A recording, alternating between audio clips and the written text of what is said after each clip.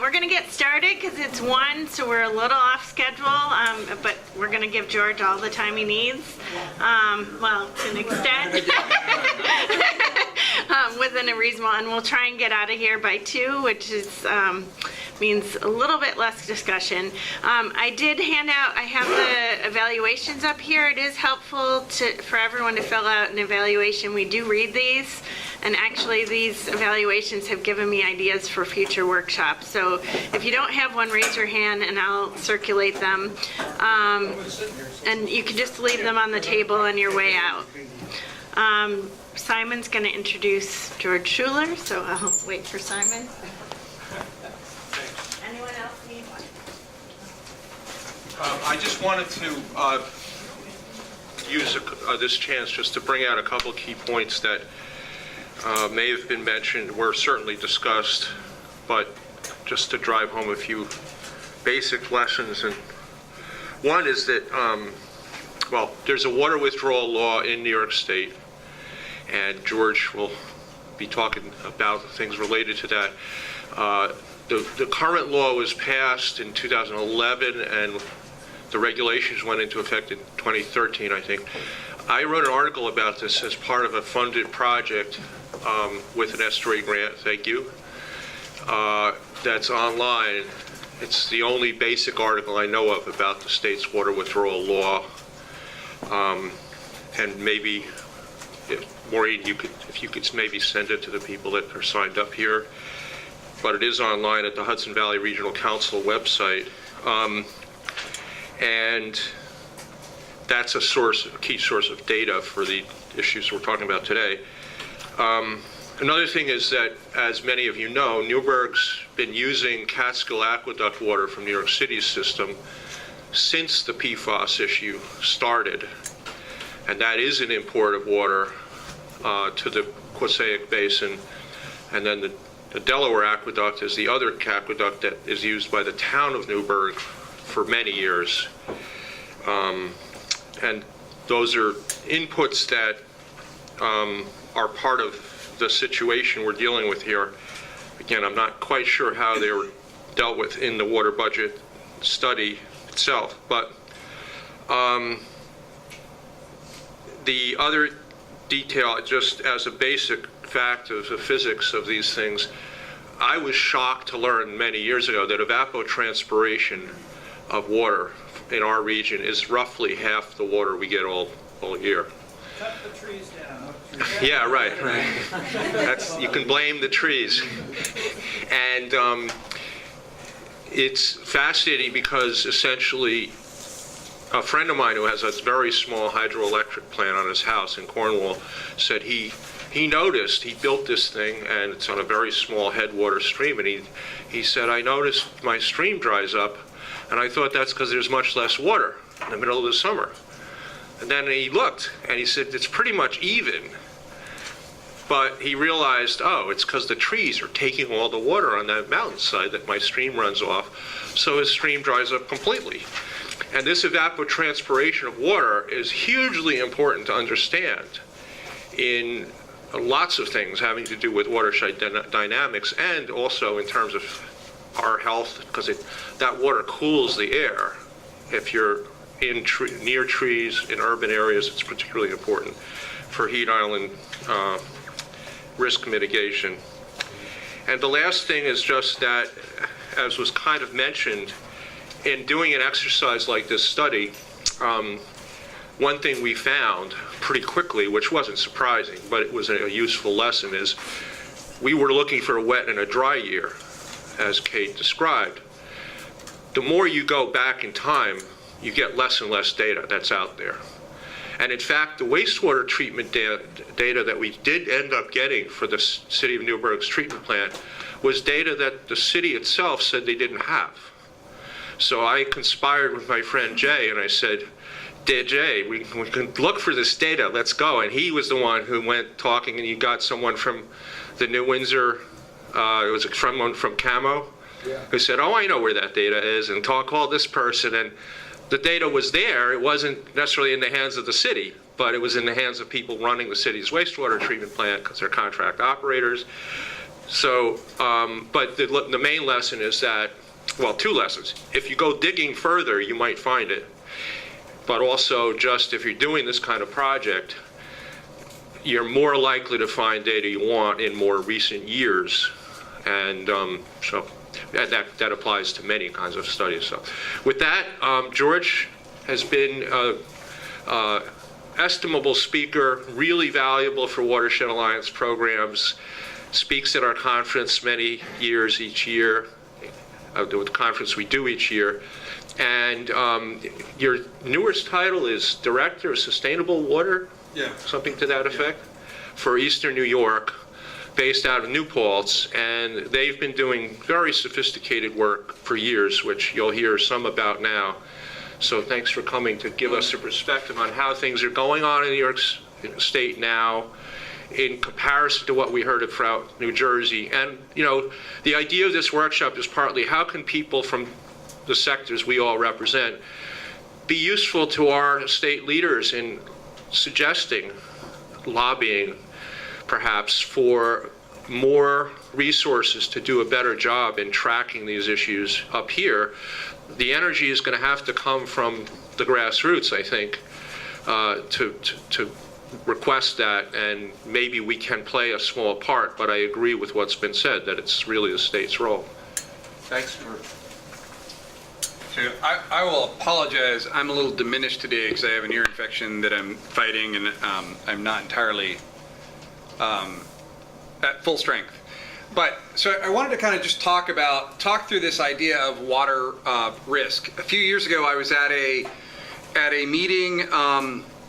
Might have been a Patterns for Progress meeting or an Economic Development Council meeting, and they were talking about all the different types of businesses that were kind of starting up in New York, and they got on the subject of wineries and breweries and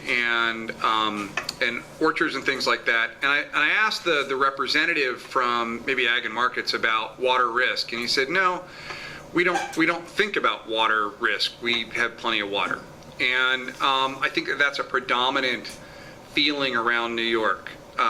We are the Saudi Arabia of water, which always makes me think we don't have enough water because we're a desert and we're in Saudi Arabia. But I think it means the opposite. We have a lot of water. So water has some unique properties. One is that the water that is accessible to us as fresh water is really small compared to the rest of water on the globe. 2/3 of 3/4 of the water on the Earth's surface is water, and to the Earth itself. So we're talking about a finite resource. And a small fraction of that stuff that is fresh water that we could use for our survival, economic development, wildlife, is actually accessible to us and not locked up in the ground or in polar ice caps. It also, it's dinosaur pee.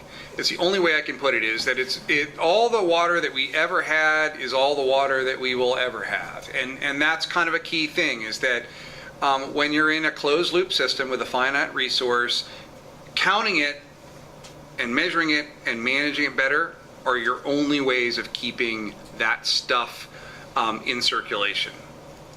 And as been talked about before, every raindrop, every ounce of water is kind of already spoken for, whether we like to think of it that way or not.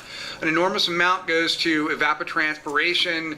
Freshwater ecosystems needs their slice, if we're depending on how we value them. Human consumption, keeping us alive. Economic development, and then a fair share for other uses, for other human uses. But it's already called for. It's not just free water. And we see that water coming down a river system and throughout the year has real purpose. So this is a hydrograph that's been kind of cartoonized, and it's really kind of highlighting the fact that water at different times of year in a natural system does different things. Whether it's maintaining habitat or cueing fish to spawn, that the world has evolved, and even humanity has evolved around certain timings of there being water and there being certain amounts of water, which is really critical. And a lot of a lot of how we see water manifest itself on the landscape and in our lives, and in our communities and in our economic development, economic interests, is linked to that there being enough water at key times of the year. So water is fundamental to our growth, the livability and resiliency of our communities, and as well as our survival and that of our fish and wildlife. So water has those unique properties and a fundamental value. We use it for municipal use.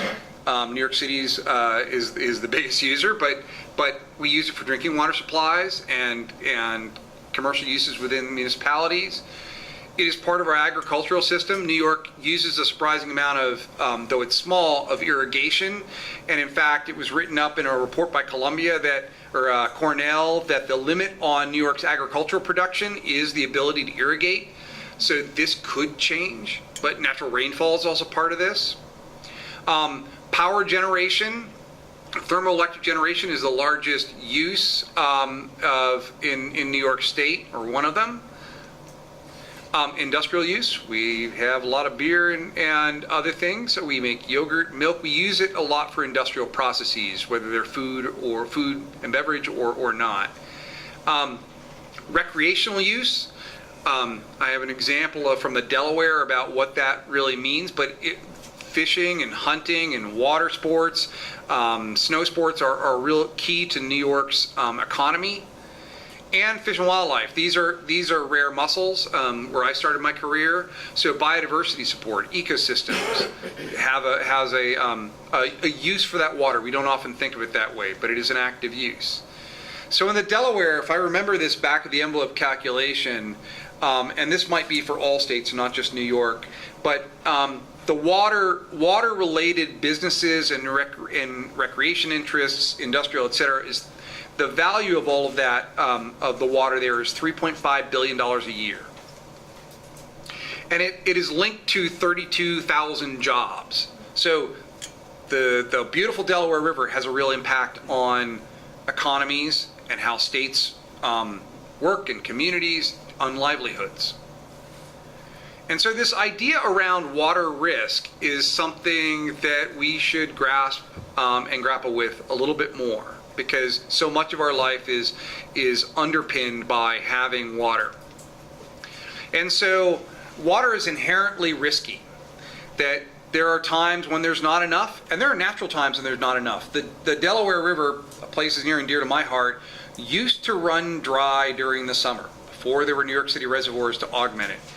That's just summer.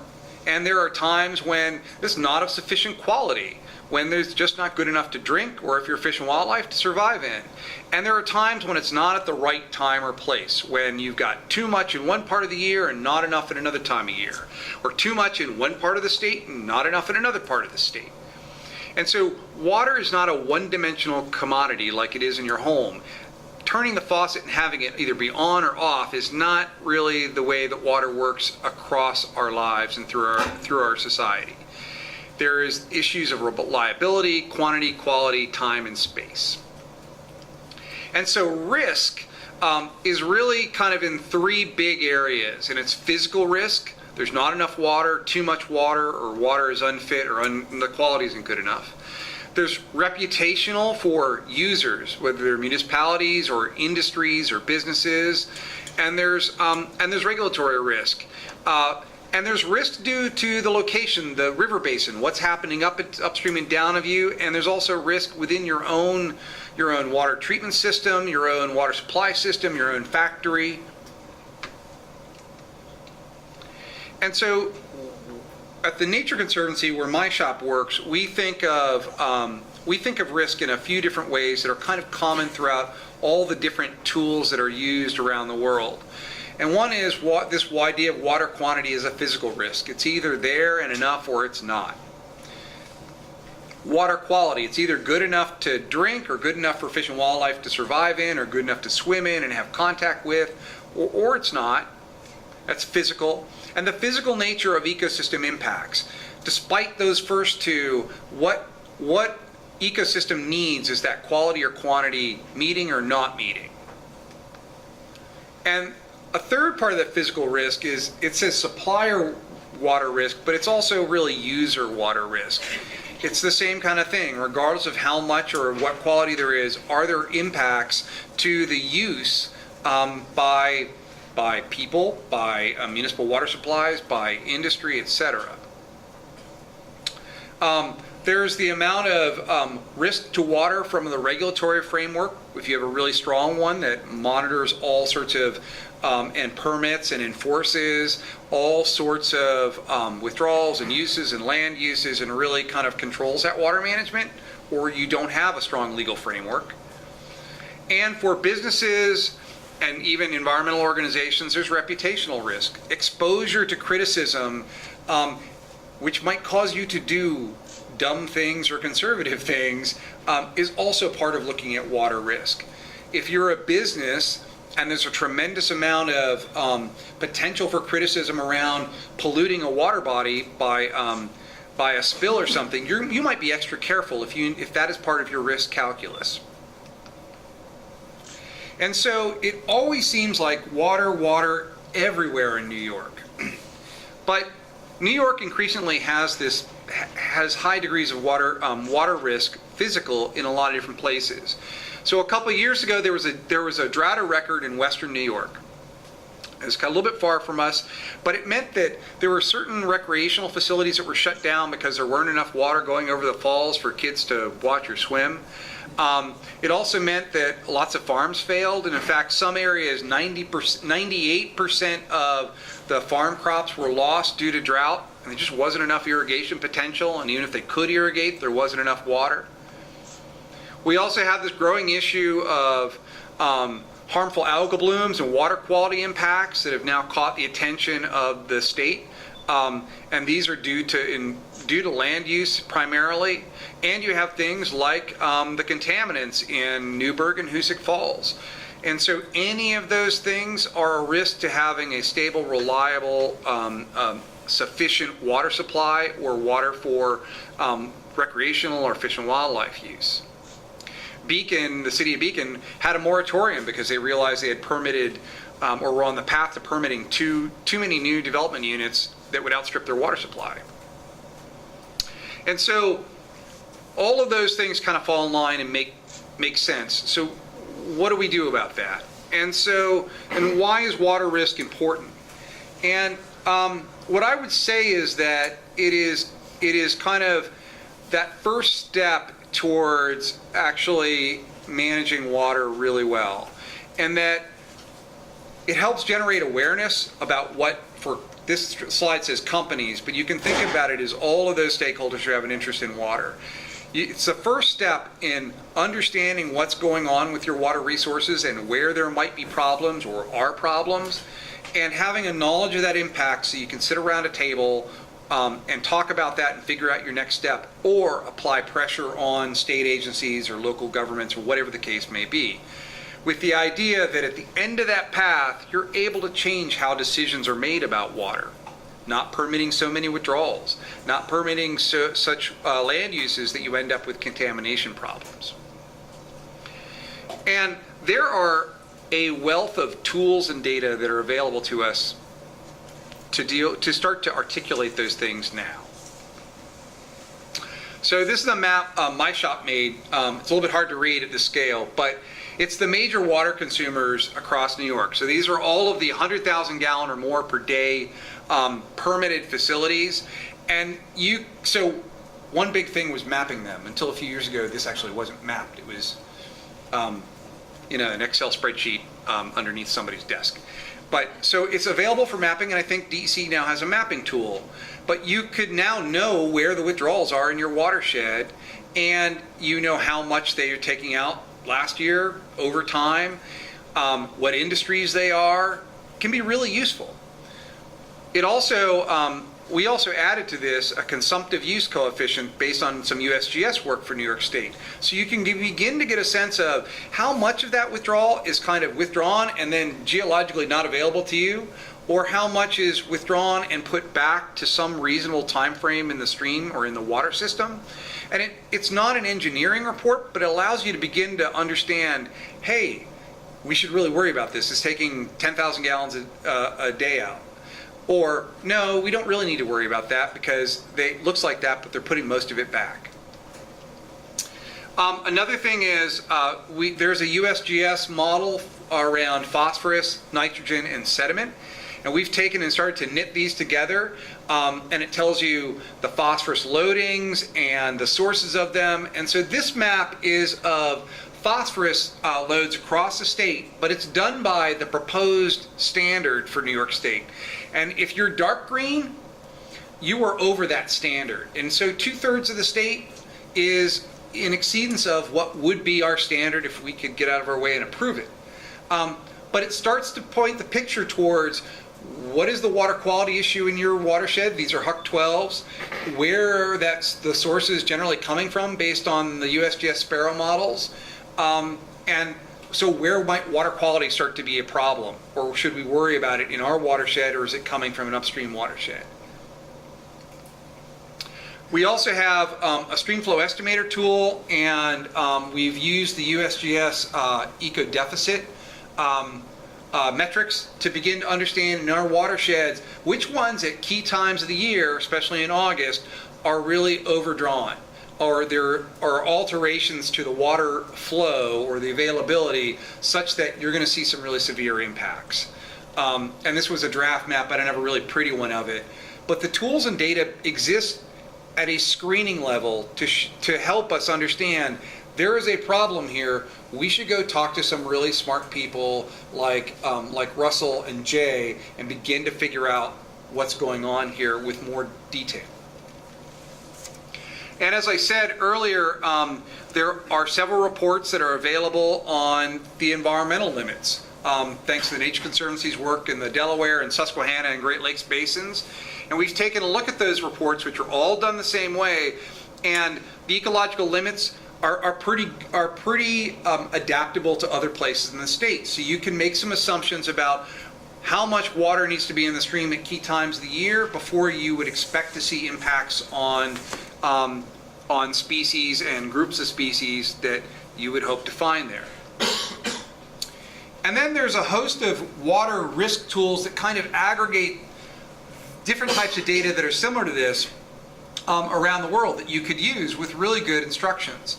And the WWF and German Development Bank developed a water risk filter. And it's a really good example because it does two things fairly well.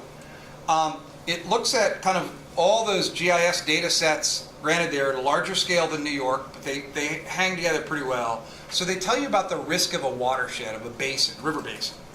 But then there's also a component where if you were working with a municipal water supply, or there are businesses or an industry, you could start to populate it with their water information or what you could gather from them as a facility risk. And it can combine those two things to start to paint your picture. And the Nature Conservancy has already done this for all of the major water withdrawals in New York State. So we have a map that kind of shows you relative amounts of risk for water quality and water quantity for different types of businesses, which is kind of a useful beginning of the conversation. It's not the solution. And so that map, the color's a little screwed, but that map of physical water risk kind of looks like this. And so you'll notice there's a ton of water quality risk around the state, and that's the orangish color. There are some blues, which are around water scarcity. No place has no water risk, and almost everywhere has a moderate to high level of water risk. I'll just frame it that way. And so nobody should think that since we have abundant water, it looks clean, and we are the Saudi Arabia water, that you don't need to worry about water in the future or now. And there are tools to help you get that conversation started. And in fact, we're trying to put this into an online tool that will be much more easy to access. But we zoomed into a couple watersheds to see what would that do if we started to kind of put that information on a map. And so each of the dots here, the circles, is a different type of water withdrawal facility. And then there's a white ring around them, which is their, I believe their consumptive use, or the full withdrawal, and then their consumptive use, I think, is the colored line. So you can see the difference. And you can also begin to aggregate that for your watershed. So for the snook kill, it's 22, almost 23 million gallons of withdrawal per year. And then, but only less than 2,000 of that is actually consumed. So there's a big difference between what's being withdrawn and what is being consumed and lost to reuse right away. And you can start to plug all of these numbers into a stream flow estimator tool and see what the alterations are for that watershed. You could lay on top of that the water quality information and begin to understand what the sources of water quality impairment might be, and understand, I think, of risk of how much do I need to worry? And it would start to paint the picture of how much do you need to worry and what do you need to worry about. So I kind of blew through that knowing that we were behind schedule, and I think the discussion was better than me yammering on. And the one thing that occurred to me, I'll finish up by saying this, over lunch and before, was the limiting factor here is that there is data and tools and knowledge and experts to get almost any watershed in New York started down this path, or any business or municipality. What we lack is kind of the cohesion and coordination for those communities and businesses to know who to reach out to get started. There's no Cornell Cooperative Extension Service for water. Who do you call? And who you call might have the skills and they may not have the skills. And that's a real challenge because the water data is fragmented and everywhere. The water tools are fragmented and everywhere and hidden. And just putting the pieces together takes a lot of effort. So that's kind of where I'll end it. And I'll say too that I think that the solution to that is people working together and collaborating and discovering these problems and having their conversations together and figuring out how to create those networks of people that can solve and share lessons learned, like Qusay, with other communities in other parts of the state, because that's the solution. We're going to have to build it for ourselves.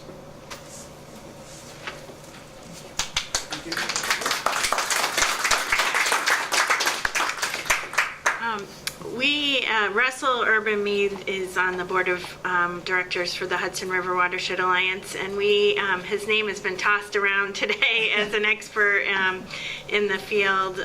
So we asked Russell to kind of those questions that we ended our presentation with, that we had these bigger picture questions about water supply planning in New York State. We pass them to Russell. I have them printed out if you need them. And we asked Russell to kind of moderate the discussion and questions that we may have for the rest of the afternoon. So I'll turn it over to Russell. That's okay. I would add that I'm also within 2 weeks of being off the board for the Hudson River Watershed Alliance, so this is my swan song, so thank you. He's still at the omelet. Yes. No. For those of you like coming to New Paltz on second Thursdays, we hope to keep doing that for many years. So I guess this is our time to use here. And before it gets away from us, I would like to ask a question that came to me and I discussed with some people over lunch. Relative to the presentation this morning by Kate and others on the Qusay, there are things that I learned that I thought were interesting, and then there are things that are the questions that I asked to say, what is useful? What is mission critical or useful? And I guess I thought it'd be useful to spend a moment here, if there's interest in doing water budgets, to ask and have some kind of short answers. In what situations are water budgets important? Not just interesting, but where are they important? And I'm looking for ideas here. Bill. One idea I have is upstream, not necessarily at the chokehold at the base of the stream. How do we differentiate limits of water there for development? Especially in this watershed, it's growing out. The population has subsided somewhat of late, but we know the demand downstream. How do we differentiate upstream demands, and should it be differentiated?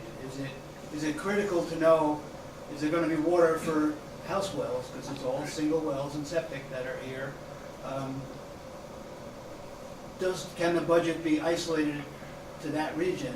And admittedly, it's a more detailed study, but on undertaking the whole basin, how small of a bite can we take and be effective?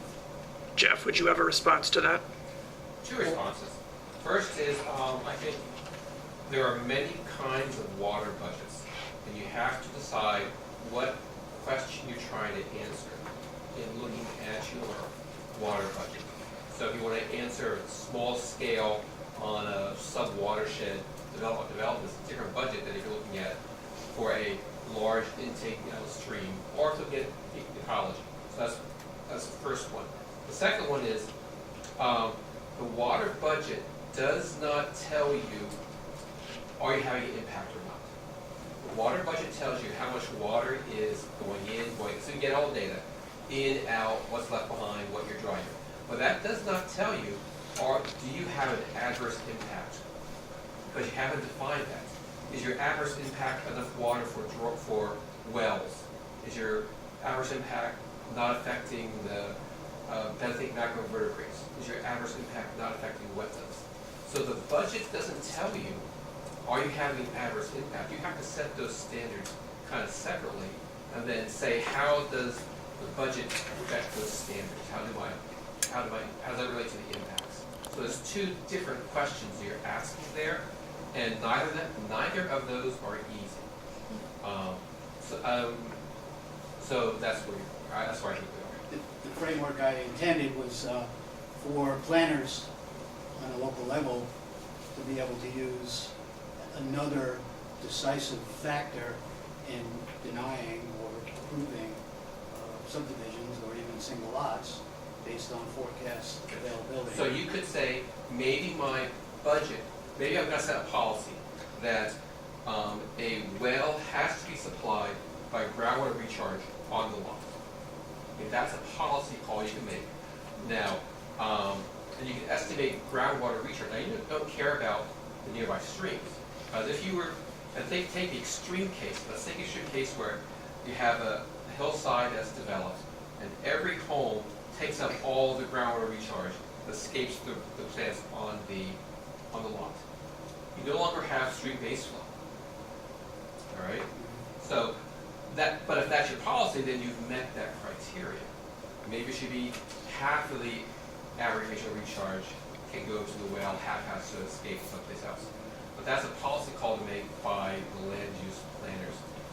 And that budget is very localized. It's localized just on the lot. It's not stream, downstream. It's precipitation, and it's ET, and it's land use, and those kind of things. But that's your evaluation criteria. But on the other hand, how many other places do we find your lot has to supply everything? It's like saying, I have to grow all my food on my lot. Well, we don't do that, do we? No. So, but that's another land decision you can make.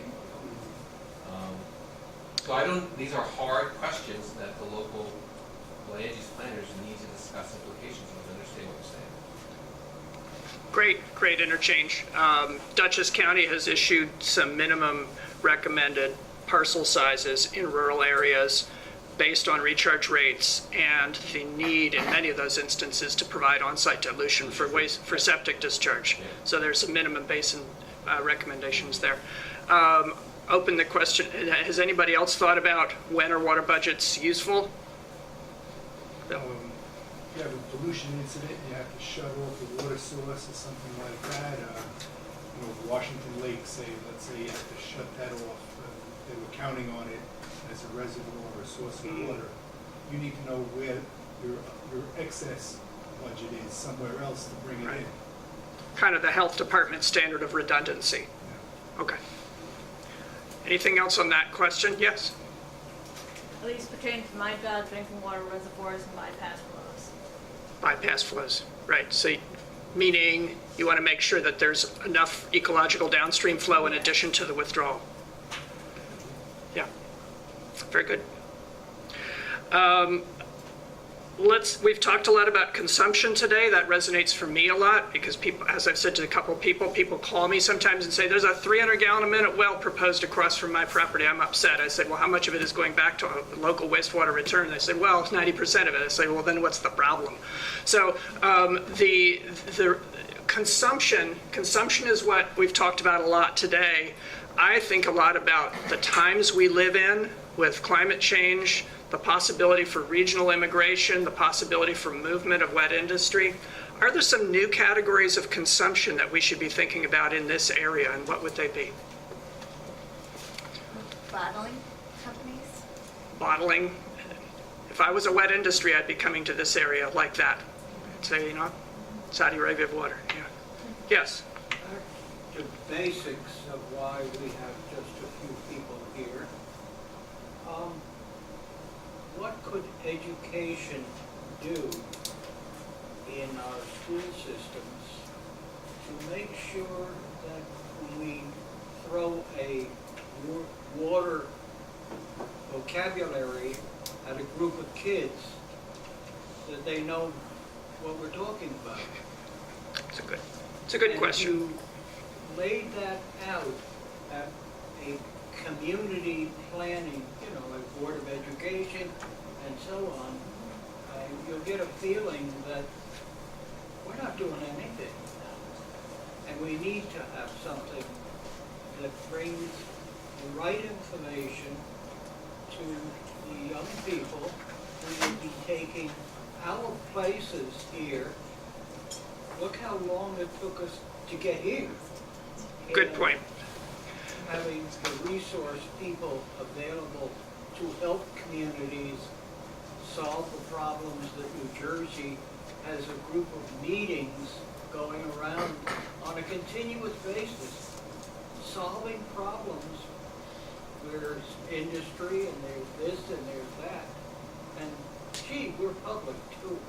So it's something that needs work. Thank you. Certainly the Watershed Alliance sees that kind of education as part of our mission. The estuary program is working on it. Let me return to the question, which is what new categories of consumptive water use might we expect in our region in the next decade? Yes. One form of water consumption which we really don't or rarely think about is the change in impervious surface that we create through development. Now, we all know that once you create the impervious surface, if that water doesn't return to the water table, it's shuttled straight off into the ocean. So that is really, when you develop, you're consuming that rainfall by not allowing it to go into the groundwater. And we don't ever think about that or add that to the calculation. It could certainly influence water budgets. Yes, Simon. I'm curious, since you posed that question, which is an interesting question that I haven't thought about necessarily before, what do you think? I think we have potential for a lot of return of specialty irrigated agriculture to our area. We're in Metro New York City. The value of specialty crops is completely justified in greenhouse environments, and we have access to water. I think we could see a lot of growth in that kind of specialty. And to the point that was made earlier today by Jeff, it's largely 100% ET loss. I mean, you irrigate, it's not going back in the ground. And in that case, there would be, I can see at least two key kinds of uses. One is the irrigation itself. Another is the processing, value-added processing and manufacturing of food products or even just washing. Absolutely. I want to just, on that point, to what you said, George, my good friend Paul Mankiewicz with the Gaia Institute said to me years ago that in this climate, the limiting nutrient for plants and trees, and this is in the context of evapotranspiration and the value of that in urban areas, is water. And you said a similar thing, that the Columbia had pointed out that the limiting factor for agriculture in this state is water presumably the idea that more irrigation could produce more food. Megan, what were you going to say? I think I'd like to bounce off the Maureen's positive modeling as like a native Michigander. That's a huge topic and yeah, I've got opinions about Nestle. But yeah, but also water leaving the region, so like it not just intravasive, but potentially like tapping into like other regions where you're not having like you I think was the term like consume, but it was depletion, where it doesn't come back to the region. Sure. So I think something like that, and like similar to how like the Great Lakes states and two Canadian provinces have made like a very good compact, we have to approve those out of the basin transfers. All good points. Anybody else on consumption? So one thing to keep in mind is that with our water withdrawal law, agriculture is exempt. So they don't need a permit for large water withdrawals. The ones that are in the data sets were done voluntarily or kind of as a case-by-case decision. So any expansion in that would require a change in law so that we knew how much they were taking. We actually don't know how much aggregate's taking anyway right now. And there's a whole web page on the agricultural component of the 100,000 gallon as a monthly average withdrawal. Is that voluntary? I thought the DEC was just slow to enforce it because we're sensitive to farmers, but in fact that it was in theory enforceable. I guess in theory that it's enforceable. I've been told that they don't enforce it. I think both of those statements are true. I think it is legally enforceable and it is not enforced. And it was part of the negotiations around the bill that the ag lobby did not want to be, they did not Watch want too to closely. forward. Yeah. Okay. Okay. No, then we're in agreement. Mary. Well, I'm probably bouncing off an earlier point, that if water budgets are not taking into the comprehensive view, safe yield, then you have the opportunity for something like Nestle coming in and saying you have enough water, we just want a percentage of it. So I feel like the importance of making sure that communities understand safe yield. But I would also go to your point that we need to get out of the mindset that we have so much water, because if that precious reservoir that a community is dependent upon becomes polluted, then we're like a desert. We have no water. So it's all interconnected. Yeah. I'm sorry. I was Sorry, just go gonna ahead, I'm add sorry. a third thing, and that is that in some basins, the groundwater for agricultural fields is very rich, is very high, and they don't need to irrigate. So I don't know to what degree understanding the limiting factor of water for agriculture is due to groundwater depletion more than irrigation rates. I don't know. Fair question. I think in my thinking was there's a base level of agriculture happening now, potentially including the factors you've described, and I think there's a potential for growth in irrigation for new and expanded ag, is just to answer Simon's questions. Question? Yeah, going back to her point about Yeah. New Yorkers believing that, New York has plenty of water. One of the big issues, it seems to me, is institutional. Water rate schedules tend to benefit those who use more water. If you ever look at water, the way you pay water rates, usually there's like a fixed rate, a service rate, Yeah. and then the rate goes down the more water you use. Once you have something like that, like this man said, the best way of increasing water supply is by basically water conservation.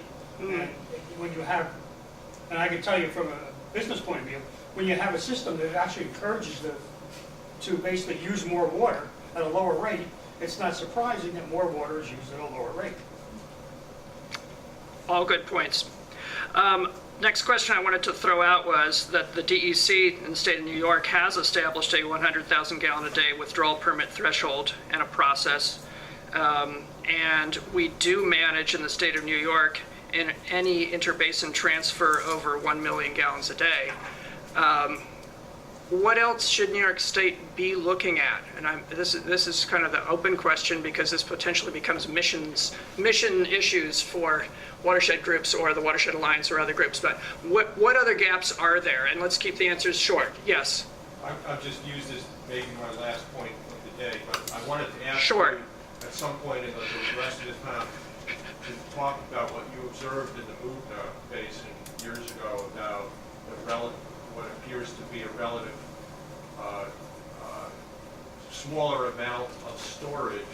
Yeah. But before I turn that back to you, on what you just said, I would answer your question that you just posed as a gap, is the fact that that interbasin transfer rule in New York State only regulates interbasin transfers, or it doesn't even regulate them really. It calls for a hard look, Yeah, correct? you have to tell them you're doing it, and DEC is supposed to pay attention, but it's only between one major basin and another. So the example in our region, in the Mugna Basin, is a good case study where it's losing water through interbasin transfers to at least 3 other river systems. When it comes to the Qusay for drinking water, and when it goes to the Wallkill, it's not considered to be an interbasin transfer, because that's all one part of one major basin. When it goes to the Ramco, on the other hand, that's a transfer from one major basin to another, so it is theoretically relevant. But either way, the Mugna Basin is losing more water than it's gaining, we think. And you observe that on top of that, you think there's natural conditions that mean the Mugna has less groundwater storage. So that's my sort of point and question. Well, I think the point that you're making relative to my question is that a more nuanced analysis of interbasin transfers is absolutely called for, and I would endorse it. Before I return to your question, George or others, because you, I think, listed some things that you sort of thought, George, have been shortfalls in DEC's focus. What would you add to your wish list from the perspective of TNC on these general topics? So the thing that consistently drives me crazy is kind of a more of a meta issue, is that, and the Hudson River Estuary Program included in this. So DEC Division of Water, especially around permit collections around water conservation plans, even the water withdrawal information, they don't collect data they don't collect information with the idea that it can be data and be used.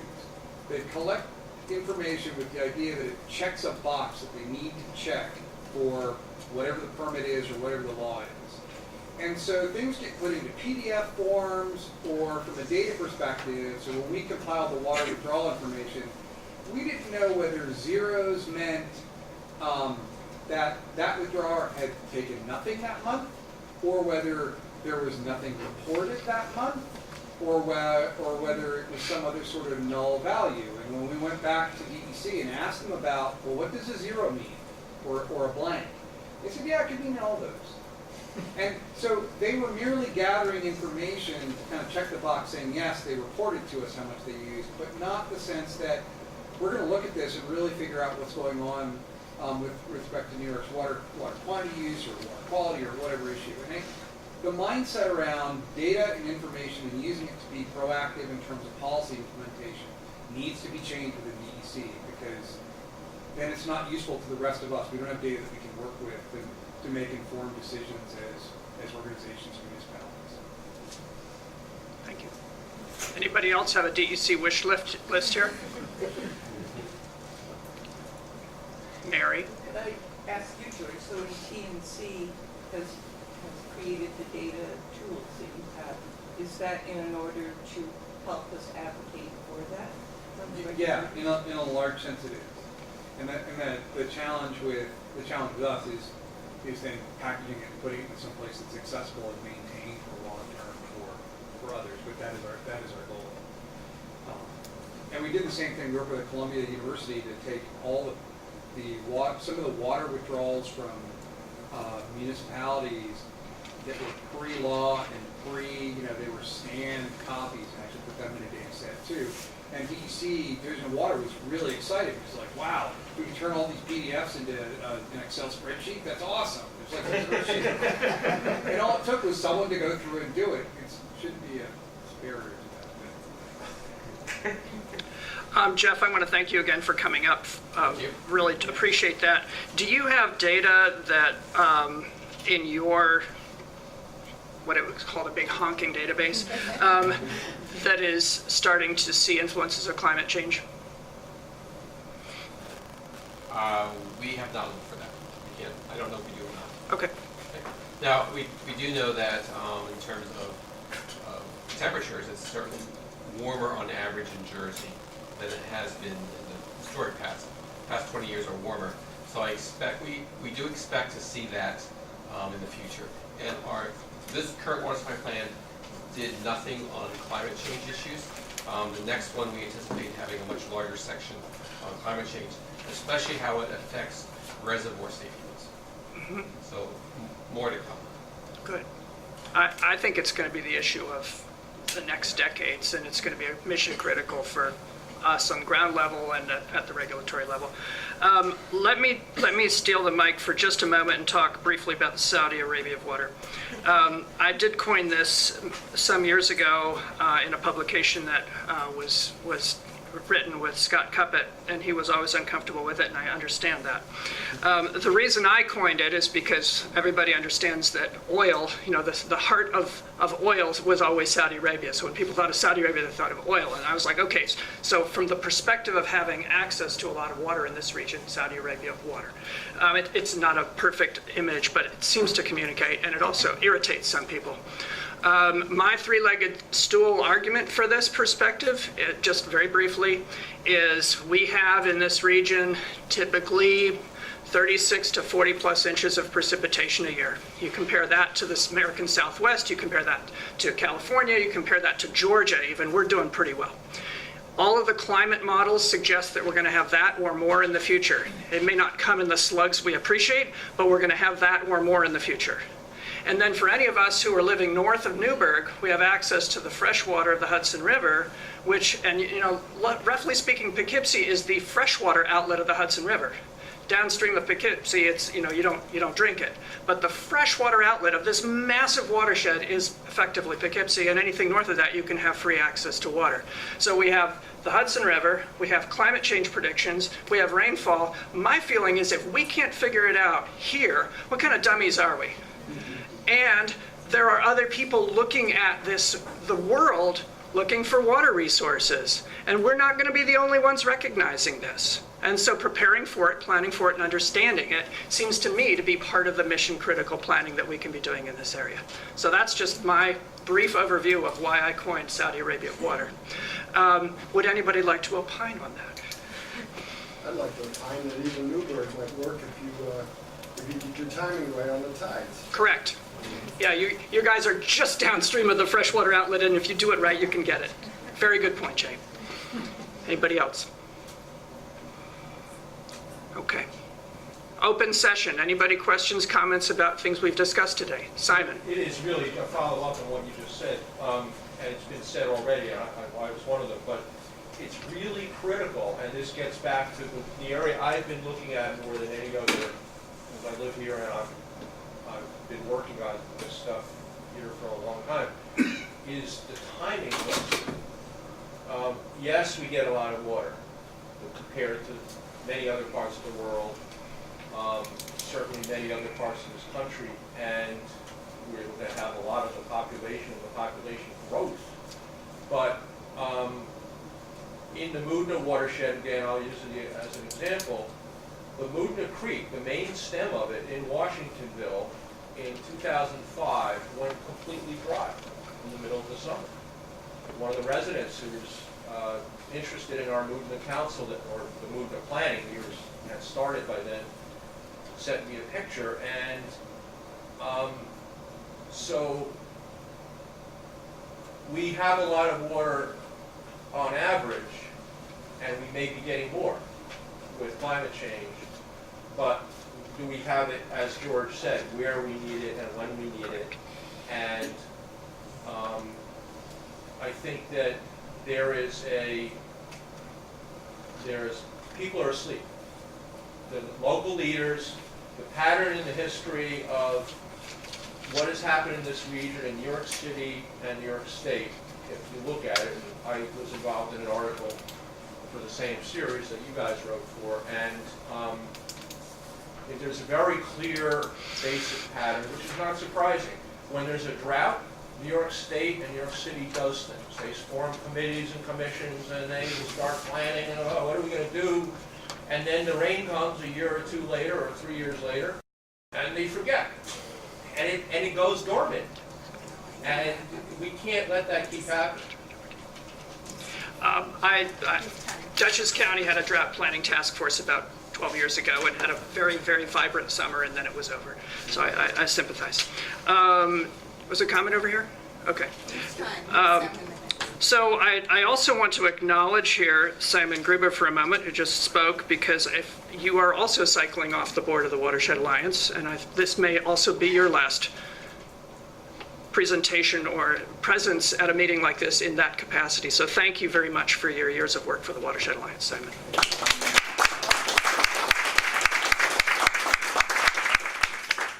And Maureen, can you close us down here? Oh, sure. Yeah. Are there any more questions? Yes. I had a comment. Yeah, I'm sorry, I looked up earlier. Go ahead. About this meeting in general. I'm, as a member of the Aspen Environmental Advisory Committee, I'm looking for how to motivate our committee or other committees like ours to get involved in these discussions. And so far I don't really have, I need examples of, I guess the Rockland story with their solidification plan is about the only thing I can think of as a... Need a good emergency? Well, a story where water planning was crucial in our local decision making. Are there some other stories that I can think back? Where else in Hudson Valley do we have these? Well, you know, issues? the question you ask is the same one that we've debated in the Watershed Alliance when we think about our mission statement. Because without a good drought, without pollution running down the stream, and without most of our streams, in fact, being used for potable water, the argument for caring for the stream somehow doesn't rank very high in that chart of people's concerns. And I think one of the, you know, we've seen that affect many watershed groups, because in the absence of a good emergency, you know, it's 5 or 6 people who care about nature, so to speak. And so how do you galvanize beyond that? And I think one of the things that we've said in our discussions is the value of a good watershed organization and an alliance of watershed organizations is that, we'll go back to something that we've said about being the sleeping giant. If you have those connections established, if you know who to call, then when the issue arises, as it did in Newburgh, as it does periodically in different locations, the networks are there because you figured out who you're going to talk to, and the relationships are just warm enough that you can activate them when you need them. And I'm not sure that's a great answer for you, but it's a reason to establish things even in the absence of an immediate threat. So that's kind of one thing I can offer. Are there other things we can offer? George. So I would say that I don't think it would be terribly hard to put together those stories and kind of the anatomy of a water crisis, potential water crisis for several places in the Hudson Valley. The other thing that we've started to realize is that water issues, pre-crisis water issues, don't get a lot of attention. So, you know, Beacon's moratorium didn't get a lot of attention. That there was a moratorium on building because they had permitted too many units. And Beacon also, in other places, their reservoirs were really low a few years ago, and they sent out letters about, hey, don't water your lawns or your gardens. But it never made the paper. And we went out, we did a community night event in Copake recently, and the town of Highland supervisor said, yeah, we have residents that run out of water, and we have a new brewing facility that's going to come into town, and they're concerned about not having enough water. And then we talked to, at the community event, people who were not waterheads, they were not even environmentalists, sat around the table talking about, you know, a lot of us have point sources. They just have, they don't even, well, I don't even know how the Department of Health permits this, but they just have point sources of water. And they could tell when they switch from groundwater to drawing from the streams. And then there are large sections of the year where they buy bottled water because it's either perceived to be contaminated. So there are these stories that we could tell, and that a lot of them are problems or simmering issues that are kind of powered along by the fact that there's not enough recognition and data behind them to make other choices. We just have never looked at this problem in a way to start telling those stories, and then tell them at a REMAP meeting and talk about water risk and where does it touch down and what does it look like. I think if we started to do that, it would be a much more, there'd be much more awareness around this issue. We could have a larger conversation around it. But right now, it's a hidden, it's the sleeping giant. It's hidden under everybody's radar screen. So, Chad, what was your comment? I was just gonna, I think Newburgh can be one of the stories you do take back, as Russell said.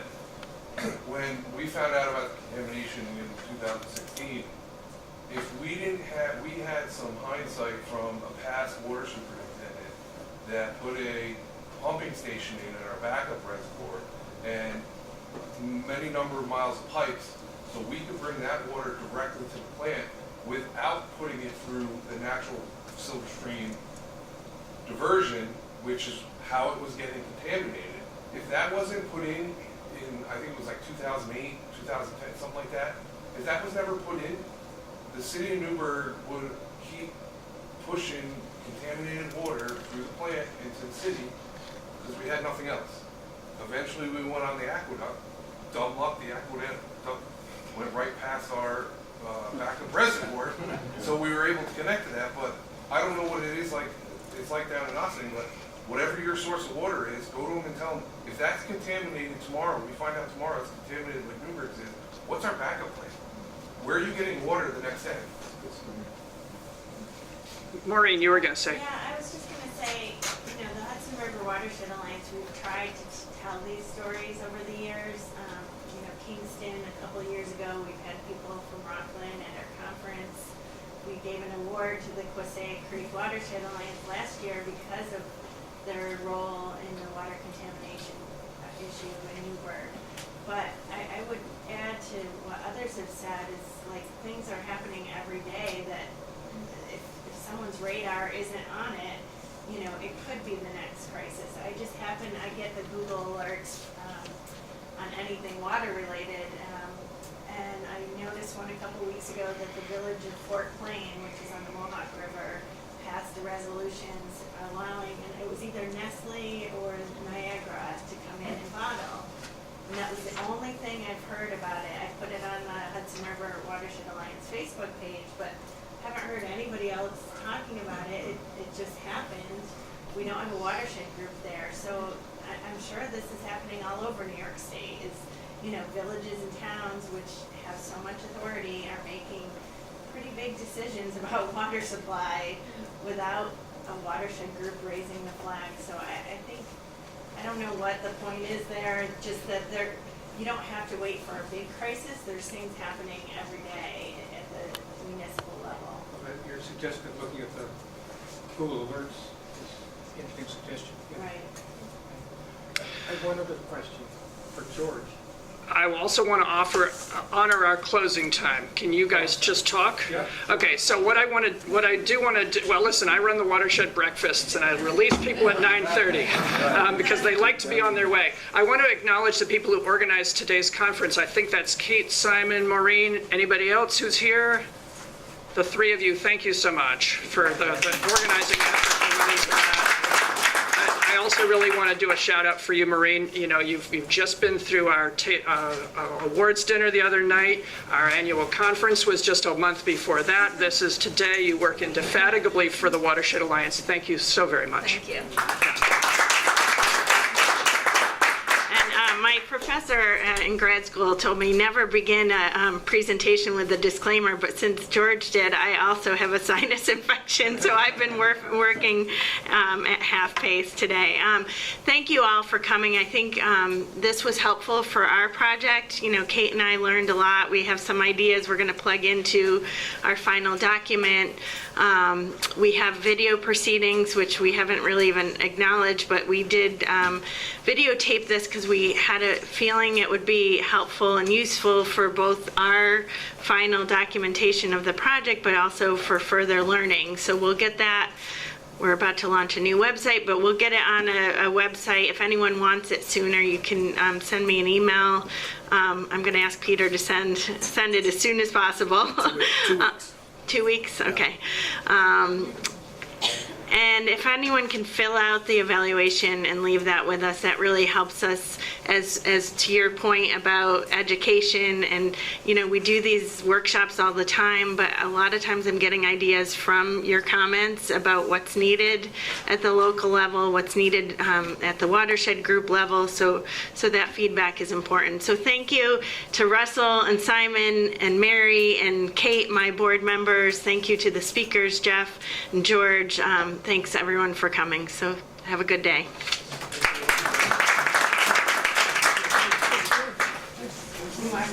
I